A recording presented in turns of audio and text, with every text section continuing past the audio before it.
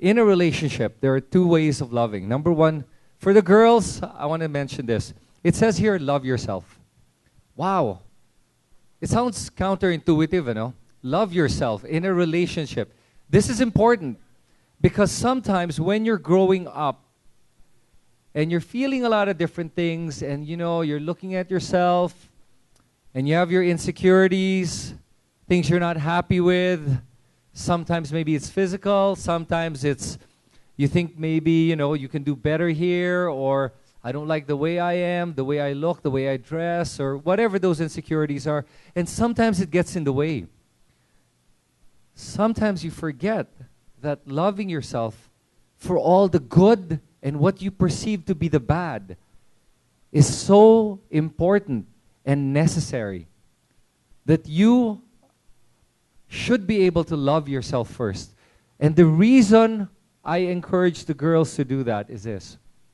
When you cannot love yourself, when you can't look at the mirror and honestly tell yourself that I love me for who I am, for everything about me.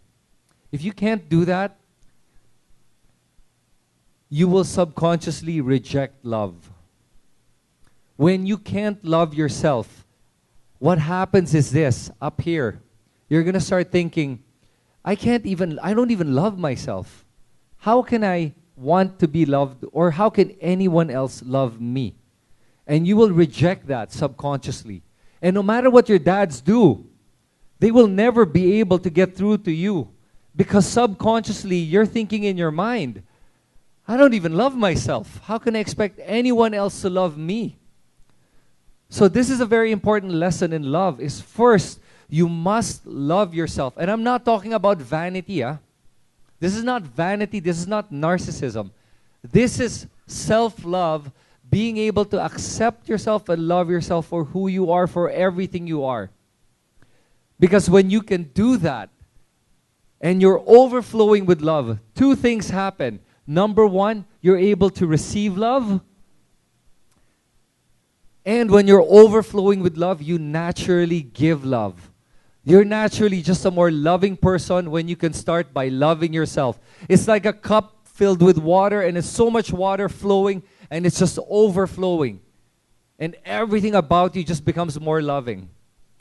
Think about what I just said. If you love yourself with overflowing love, you just can't help but be loving to everyone else. And you'll notice when you're more loving to everyone else because of how you love yourself, it all comes back as well. It comes back exponentially. So that's for the girls. That's how I want you guys to look at love. For the dads, the other way around. It's called unconditional love. And I'll tell you, it's so hard. And I'm not a dad, like I said, but I do understand unconditional love. Unconditional love that the fathers give is a love that doesn't expect anything back. It's a love that doesn't ask for anything, and it's just constantly giving and giving and giving and giving until there's nothing more to give. And it is tiring and sometimes unrewarding.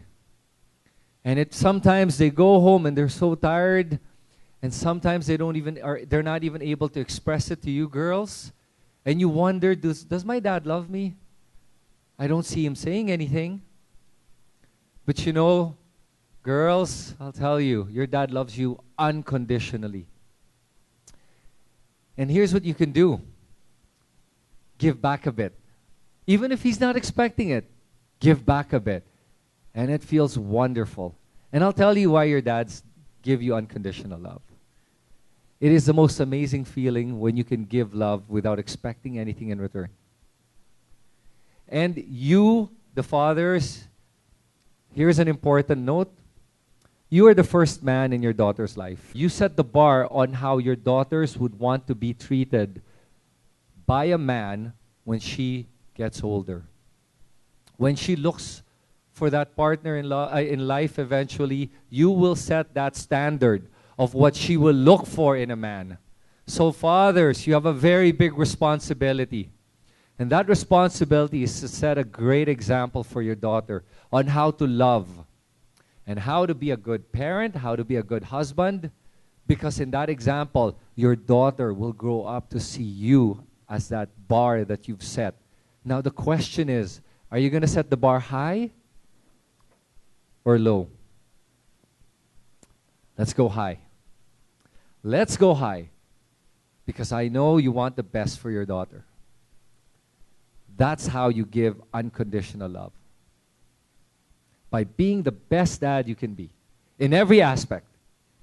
Even if sometimes you're not able to express yourself, but as long as you give it in any of the 5 languages, better if it's 2 to 3 of the 5 or if all 5. But whatever way you can give it, give it. And that's how you're able to express yourself. So 2 types of love there. For the girls, here's the thing. You're still discovering yourself. You're discovering love. You're discovering how to express yourself. That's why there's not as much of the expectation, but there is the hope that you will grow up to start to learn to love yourself so that you can give so much love back for your own sake. And that's why your dads are here today, giving you their time today to be with you on such an important